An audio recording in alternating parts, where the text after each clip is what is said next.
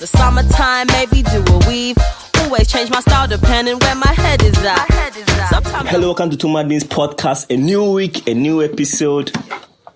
And I'm excited about this particular topic because it's a follow-up to last week's episode. Last week we treated, is it time for Black Americans to come back home? And my friend Bonti and I had an intense conversation online about this particular topic. And he brought up so many issues concerning this particular thing with race and injustice in America. And he's here today for us to also delve more into this particular topic. So today, our topic is white fragility and capitalism. Bonti, welcome. Thank you.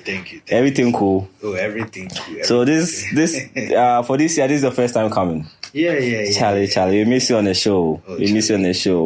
And our episodes were some of the most streamed episodes on our podcast.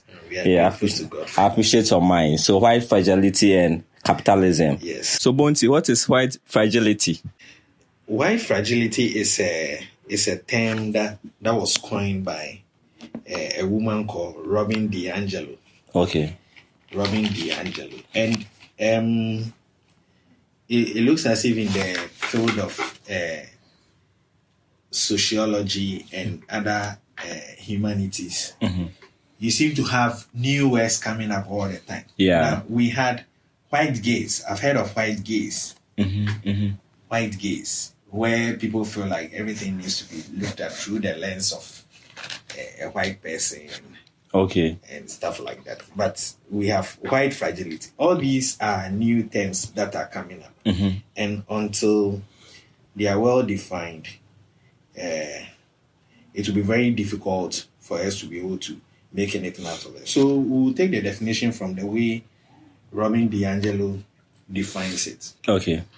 It says that white fragility is a state in which even a minimum amount of racial stress becomes intolerable, triggering a range of defensive moves. Oh, okay. So a state in which, it seems to be saying that white people in America, I believe not everybody, but white people in America, there are lots of white people in America who get defensive soon as minorities, especially black people, start talking about race. Yes, because probably because some people are dealing with white guilt, what we term as white guilt. You haven't done anything against a black person in particular, but then you seem to be enjoying the privileges of the system by being a white person. Yeah. And therefore, when these people talk about racism, it makes you uncomfortable. And sometimes you feel the need to defend yourself or to defend the white race. Or let's say you point out a perspective on an issue, something to do with race relations, and then people tell you that, look, the one you are giving us is the white version of how events went down. Yeah. But we are also telling you from our perspective. You haven't been in our shoes, so you don't know how things feel. Yeah. Then they get defensive. Take, for instance, you find a black person saying that there is systemic racism when it comes to the police force. Yeah. Okay. Yeah.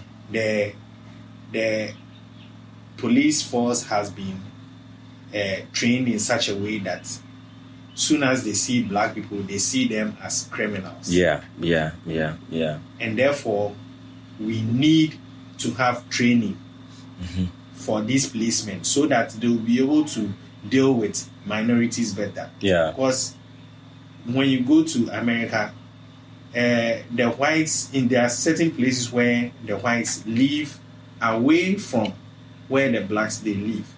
So they do not experience the same level of policing that black people experience. Yeah. So that when you find a black person talking about, oh, there is systemic racism, or we have something we call racial profiling. When the police see two black people in a car, they automatically stop the car thinking that we are criminals. But when they see two white people, they don't budge. Yeah. Or they see a white person and a black person, the mere fact that a white person is sitting in a car, they wouldn't stop the car. But then when a black person is in a car, then they stop the car. And we all know that in recent times, whenever a policeman stops a car, the chances of you getting killed is very high. Very high. Small move, You are dead. then you are dead. And the painful thing on top of it is that even when black people have been killed, and then they come out with statement as to how events even went down, the white people are more inclined to believe the police officer. The police officer's account of how things went down than the black person. True. Because they don't have to deal with that brutality that the black people suffer. True. So the fragility comes in when it's like you feel the need to defend yourself, even when you don't have to. Okay? Or when you feel like your narrative is being challenged. Okay? Then you feel that, okay, the way my narrative is being challenged, I need to also say something. When you really not need to do anything. So the fragility here is that we are just talking about racism, and you are so defensive, you are so triggered. But we, those who actually suffer the consequences of racism and racial profiling and so on, do not have the opportunity to do so. True. Okay. True. Take for instance, when most of the times they are dealing with black people, they deal with them as a group. They deal with them as a group. But then, so when one black person does something, they say, look at all these black people. Look at the way they are behaving. We told you nothing good can come out of them. True. We told you they are criminals. They are this, they are that. But when a white person does something wrong, the person is seen as an individual. So that the way white people do their things is seen as a norm.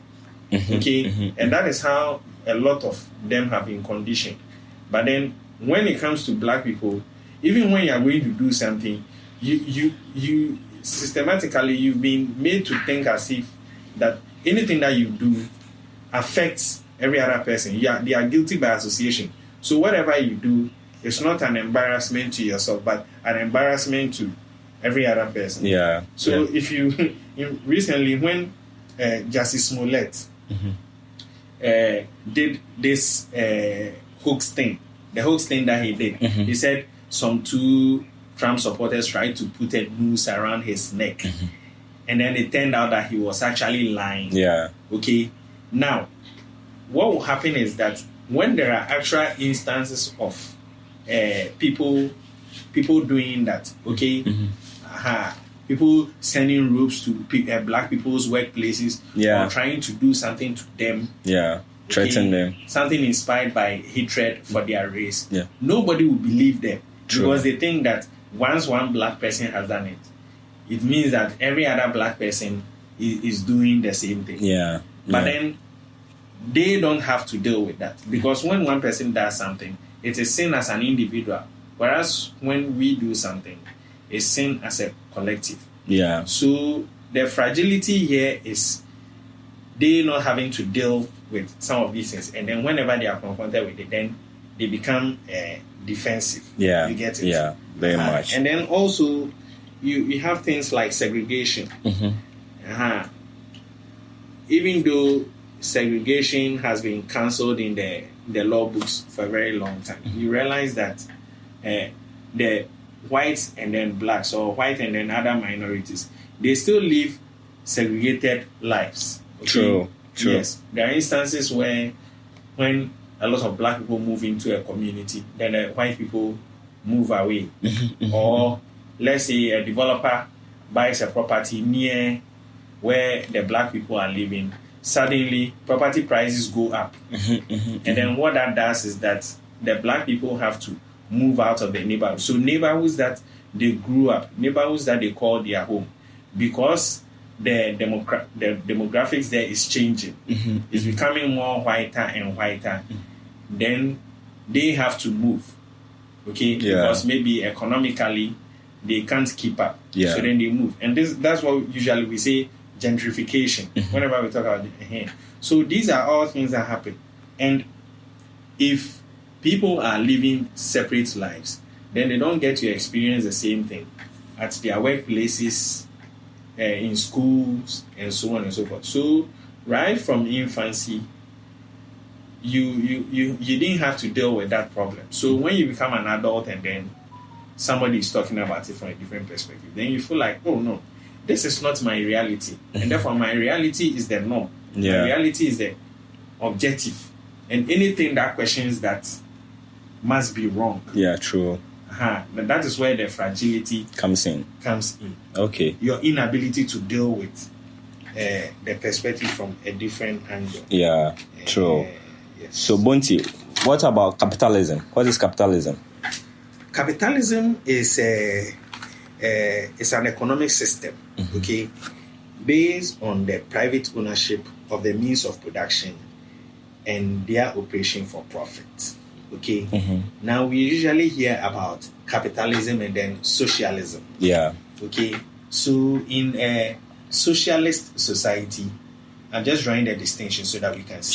Sure. You see that government usually controls the means of production and so on and so forth. So there is heavy government involvement. Yeah. And then it is believed that most of the assets are owned by the state. It's owned by a collective. Yeah. Whereas in the case of a capitalist society or a capitalist-based economic system, you have private ownership of like the means of production. So you produce, you dictate the prices you want to take, and also based on market forces and so on, and then you dictate the profits and so on. Yes. Yeah. So that is capitalism. Capitalism. Yes. So is it the new Jim Crow? Capitalism can be it's a yes and no answer. Yes and no, because in the past the kind of Jim Crow that was being practiced was based on skin color. Yeah. Okay. People were being marginalized, people were being segregated, people were being discriminated against based on their skin color. You had laws that were laid down just for the specific reason of denying people their right, their economic right, their political rights, individual rights, and so on, just because of the color of their skin. Okay, so that was a kind of Jim Crow. Okay, now the new Jim Crow is not the same as the old one. The old one, yeah. It's no longer, the skin element is still there, but it's no longer the way it used to be. Okay, so take for instance, in recent times, studies have shown that a black person is more likely to be denied, let's say, an apartment in a particular place or the other. You get what I'm saying? So it's a new form of Jim Crow. Yeah. A black person is more likely to be denied a work. Let's say work. Okay, so probably you apply for a job and then when they see your name, they're like, Yeah. Then it's stored somewhere. When a black person goes to the hospital, through this systemic racism, some even people in the medical field have come to believe that black people do not endure the same degree of pain like white people. And therefore, a black person is more likely to be denied pain medication. Wow. As compared to white people. And let me speak about that one for a moment. The funny thing is that this is the only time that racism actually worked in our favor, because in recent times we have what we call the opioid crisis. And in the opioid crisis, you have a lot of white people who are taking opioids and they are addicted to it. Some are dying and so on. And the black people, it's also decimating black people, but not to the extent as white people. And the funny thing is that when we had another similar situation in the past, okay, the crack cocaine epidemic in the 80s and the early 90s. Yeah. Okay, there was cocaine and there was crack. Now, these two are more or less the same thing, but both of them were criminalized. And the funny thing is that black people seem to be taking more of the crack cocaine. And you were given a higher sentence for taking the crack cocaine than cocaine, which mostly the white people were taking. Wow. Okay. Yeah. So it was funny that the same thing that two people are doing, one is given a higher sentence than the other. Okay, so that's why sometimes you hear some black people saying that there is some kind of like two forms of justice system. Yeah. Okay. Yeah. Now the justice system in America, there is a different one for whites, and then there is a different one for blacks. True. For blacks. True. You get it? Yeah, I get it. And then another thing too is a black person is more likely to be denied a loan when he goes to the bank because probably they think you have bad credit. Okay. Oh, okay. You have bad credit. You see, will he be able to pay this loan and so on and so forth? So it is not as severe as it used to be, but then now it's not as severe as it used to be, but then it's still there in one form or the other. And then the other new Jim Crow is that this is probably my own guess that the white people have run out of black people to oppress. So they need to go after their own people, because now with all the economic problems in America, it's not only black people who are feeling it. You have other minorities feeling it, and then you have poor white people also feeling it. Okay. Especially those whose jobs were shipped overseas. Okay, those whose jobs were shipped overseas for companies trying to maximize profits by making sure that they get cheap labor. Yeah. They move most of the jobs, coal mining, steel mining jobs, and so on. So many jobs were moved from America to other places. Yeah. Okay, China, even Mexico. There are some jobs that were moved to Canada and so on and so forth.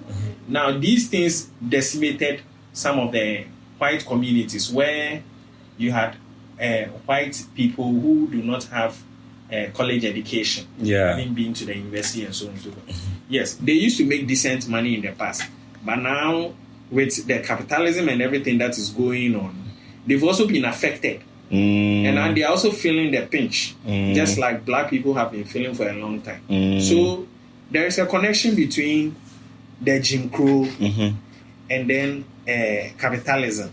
Okay. Yeah. But it has taken more of an economic form now. Okay. It's not so much based on skin. Okay. Yes. What is the connection between white fragility and capitalism?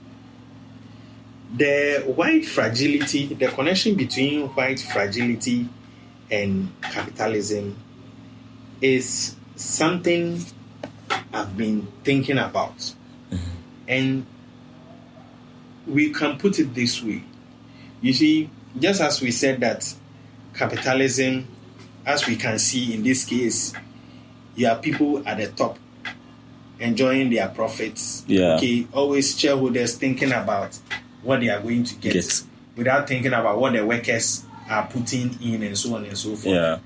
Now, you will see that this systematically affects a lot of black people because it's the black people that are getting the low paying jobs. Yeah. Okay. Yeah. And if there is any economic crunch and they have to lay off people, if you are working in a very good job and you are laid off, probably you have some savings to rely on until everything bounces back. Yeah. Or you find a new job.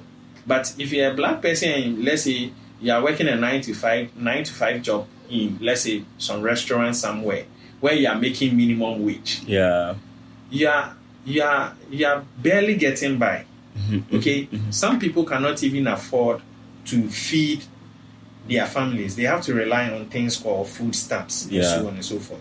So if such a person is saying the economy is hard, things are difficult, I feel like I'm being discriminated against, I'm really trying to punch my weight, I'm really trying to do better, then you have people watching different channels like Fox News and so on and so forth, where they sometimes try to show black people in a bad light. So someone is like, these people are lazy. Yeah. Pull yourself by the bootstraps. That's one thing they keep telling black people. Pull yourself by the bootstraps. Look, work harder. probably because you are poor.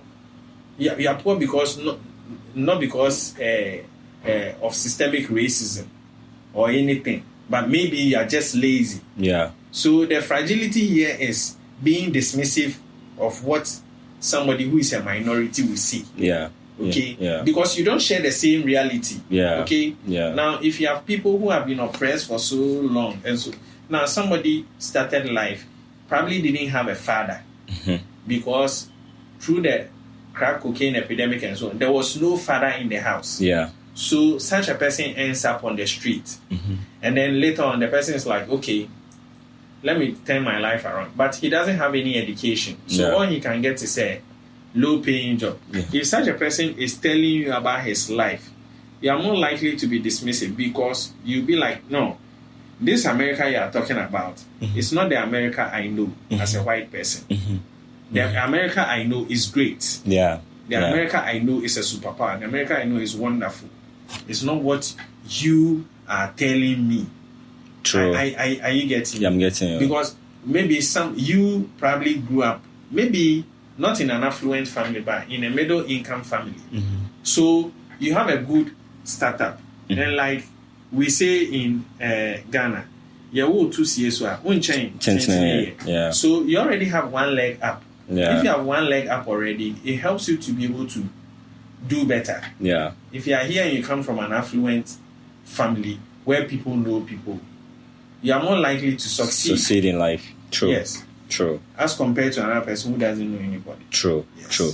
Some school of thought believes racism and capitalism are conjoined twins. What is your take on this? Yes, the racism and the capitalism, we can't divorce it from each other because if you have people who are setting up Jim Crow laws like the Southern states were doing, all because they've lost access to the slaves that they had. Yeah. The slaves they didn't have to pay who were working on their cotton for free. farms. Now they are free. They are free. Well, if we can't get them, then we are going to do everything possible to make their life very hard for them. Now when the slaves were freed, not everybody left because probably you didn't know where to go. It was master that gave you food. And that master, he didn't have food. So now that you're a free man, you don't even know what to do. Yeah. So you've been freed physically, but mentally, you're not even free. Yeah.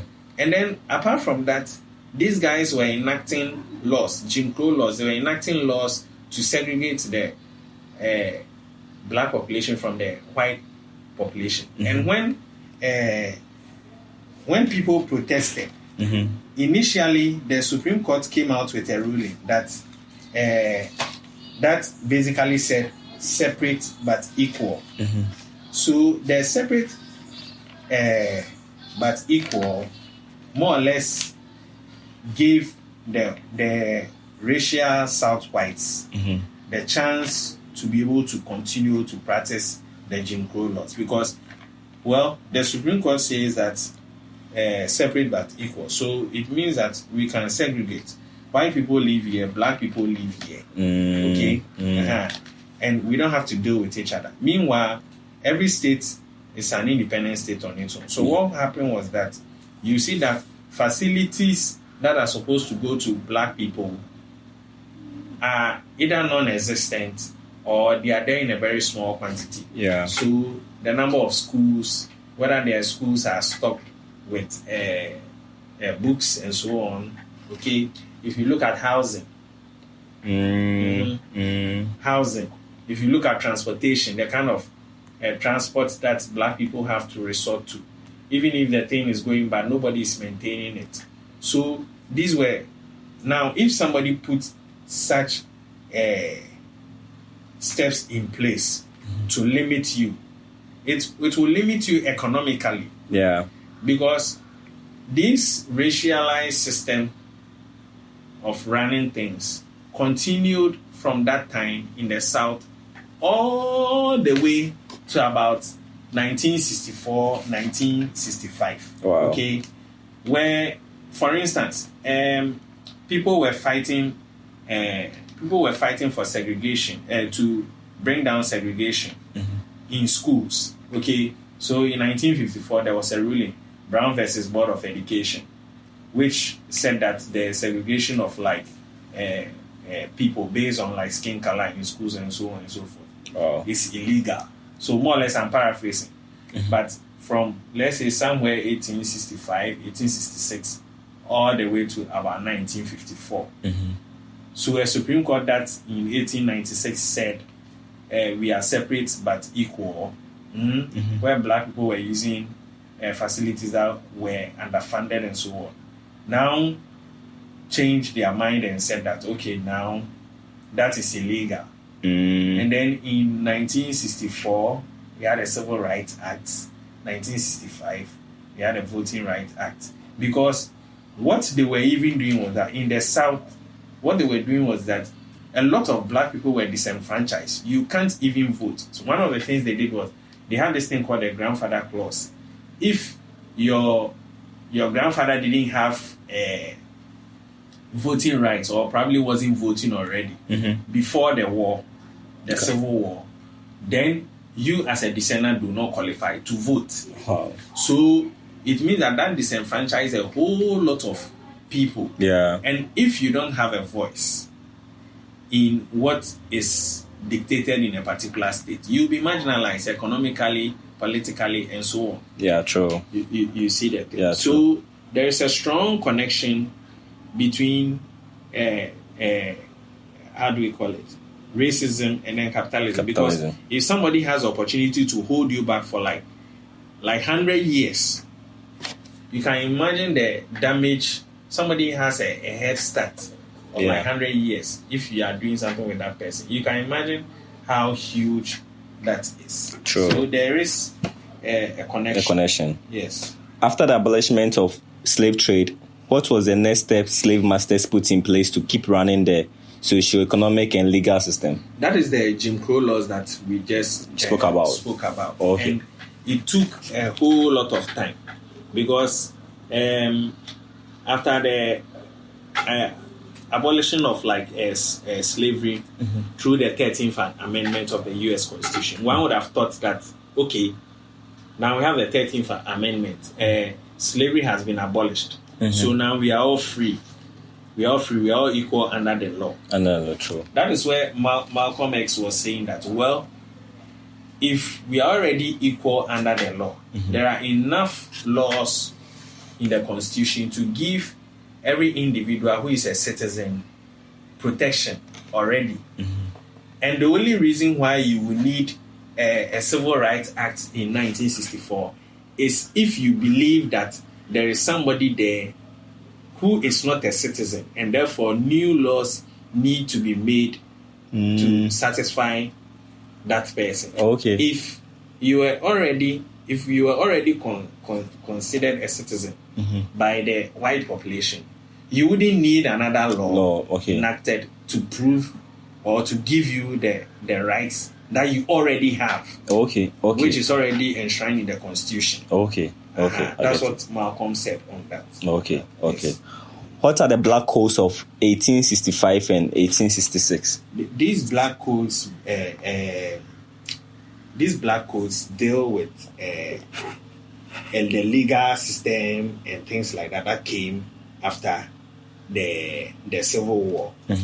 Attempts by Southern states, laws that were passed by the Southern states to make sure that black people are marginalized. So it still fits into the Jim Crow thing. The Jim Crow laws were where you even have drinking fountains that were white only, black only. So I was just thinking to myself, I was like, so does it mean the plumbing too was black and white? Double plumbing, as one for white one. Yeah. So because when you look at this whole race structure, okay, it doesn't make sense. It doesn't make sense. And from some researchers, we only had the human race. The issue of separating people into different races only came in after like the 15th, 16th century, where somebody felt the need that we should be of a superior race than any other group of people. Yes. So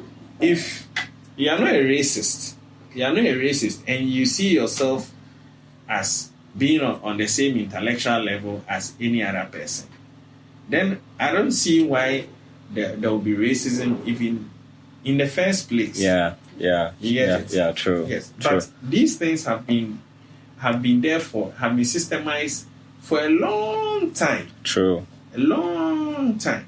True. You get it? Yeah.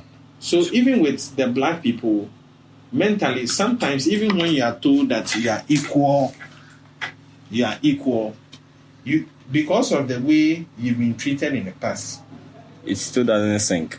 it still doesn't sink. You still think that probably intellectually the white man It's superior. is superior to you. Yeah, true. You get what I'm saying? True. Yes. And right now they are beginning to see that, well, there is nothing in there. And the reason why most of them are getting fragile is that beyond your whiteness, what else do you have? Because you are not intellectually superior to anybody. Yeah. Okay? The only difference between probably where you've gotten to in life and another person is that the access that you had. Yeah. Okay? The access that you had growing up and the opportunities that you got. That is what makes the difference between you and then another person. Yeah. But given the same opportunity, probably the person will excel Than you. more than you. Yeah, true. In the recent week of Black Lives Matter, what is the way forward to neutralize a biased social economic system like America? I think they need to continue to teach people about race relations. You see, things that people used to dismiss in the past, for instance, this police brutality and so on. Now, even the white people themselves are beginning to see that, look, we can't continue like this. Yeah. We were not believing this book. Now, thank God for smartphones. People are capturing this thing on their smartphones. Back in the day, when somebody is killed by the police, the first thing they do is, oh, I was terrified. I feared for my life. Yeah. Now, if you are so terrified, then why are you even a police officer? In the first place. In the first place. Yeah. We are not saying don't protect yourself, but the way they are shooting people indiscriminately seems to suggest that there is a lot of racism going on. Yeah. So what they need to do is that they need to have more diversity training on race relations, especially with the police, for instance, so that they know that, look, when you go to minority communities, you know how to deal with them. Yeah. Okay? Yeah. And then even more minorities should be recruited into the police service, which they are doing anyway. But maybe they could do more than that. Because if you are part of the police force and you see what they are doing to your people, or perhaps you are on the street and you are policing, maybe you police differently. Yeah. People at the workplace, these days, a lot of people are receiving diversity training and training on race relations. You remember the Starbucks issue? When somebody called in the police on black people who were sitting. Yeah. And then now, the thing that even annoys me is all these white people, especially white women, who call out black people who are just doing ordinary things. There are some white people, especially white women, who think that they own public spaces. Yeah. And they are the ones to instruct minorities how to behave in public spaces. Yeah. So you have black people living their life and somebody will call the police on them. And knowing very well that any engagement with the police, depending on how it goes down, can lead to that person getting killed because the police have been conditioned that, look, black people are stronger. These people are like beasts, especially black men. They are like beasts. They are stronger. They are this. They are dangerous. They are criminals. So the way they talk to you as a black person is different. So they talk to you in a way that will get you angry. And when you react, then they use that as a basis to shoot you. Yeah. And say that you were resisting arrest. Yeah, true. If you look at the case of George Floyd, for instance, you could clearly see that the guy wasn't resisting arrest in any way. They've showed videos from different camera angles. You see, and if this thing wasn't caught on camera, that's it. Nobody would believe it. Yeah, true. But now people are rising up to the truth that, look, this thing is going on. What possible explanation can you give for somebody kneeling on somebody's neck? So the solution is that we need to talk about it more so that people are aware. Okay? People are sensitized. When you have that self-awareness, then when you are dealing with somebody who is of the minority, you will know how to deal with it. Yeah. Even the way you talk around minorities, the things that you say, you'll be able to do the right thing. So the diversity training and then the training on race relations and so on and so forth, they will really help. What really doesn't help is tokenism, where it's like, as usual, white people who are dealing with their fragility, anytime a black person comes on TV, whether that person is an expert on race relations or whatnot, they want to ask that black person, so what do you think about race in America right now? That person is not an expert on it. Yeah. Yes. Yeah. Now, we are talking about it because we have that self-awareness. We are not professors or PhD holders in race relations, but we have that self-awareness to be able to talk about it and then let our brothers also know that, well, this is what is going on. So that if somebody is talking and is talking from an ignorant place, you can enlighten the person. Yeah. But if you ask some black celebrity who is not living the same life as the ordinary black person, what is the solution to racism? And then the guy says, stop talking about it. You're only looking for somebody, okay, who will appeal to what you already think. Yeah. That, hey, maybe if we stop talking about it, it will go away. Yeah. But it looks like the problem is not going away. True. We are killing more black people. Yeah, and true. the only way we can get it to stop is to shame those who are calling police people on black people, and then now when they are called out and they get their life destroyed or they get fired from their workplaces, people are like, oh, it's too harsh. Are you seriously comparing you getting fired at your workplace to somebody being killed? Somebody being killed? Okay? This is something that, I mean, this confirms the fragility we are talking about. Yeah. You are just getting sacked from your workplace. Fine, you've lost your livelihood. It's painful. Yeah. But there is no way that compares to a black person losing his life. Yeah, true. What is a black person's life worth? What is a black person? Is it $20? Okay? People are so upset about losing their property and so on and so forth. We do not condone violence. Yeah. But then there is no way you can compare property to the life of a person. Yeah, true. So all these things that are going on need to stop immediately. True. Bounty, thanks for coming. I've learned a lot today. Technically, I've learned a lot today. So last week on was somebody who has stayed in America, and today they are giving us the other perspective, the technical perspective, and I really appreciate this one. So your closing remarks before you go. Yes, I will say that first of all, I thank you for inviting me back on the show. Thank you too. We have the opportunity to talk about some of these things. Yeah. It looks like, fine, we are not living in America right now, so we do not face the kind of brutalism brutality that they receive at the hands of the police. Yeah. But we have our own form of brutality here. Sometimes the police brutalize people here, and they tell you, okay, we are going to look into it, but then nothing happens at all. So we have forms of discrimination and other things here. True. We do not rise up to the level as it is in America. Yeah. But then I believe that by having this conversation and then creating the awareness, people will really know what is going on. Maybe through this discussion, when you see someone who you do not share a tribe with, who you do not share the same race with, okay, you are going to treat them better. Yeah, true. And actually, there shouldn't even be divisions among races, because we only have one race, which is the human race. Yes. True.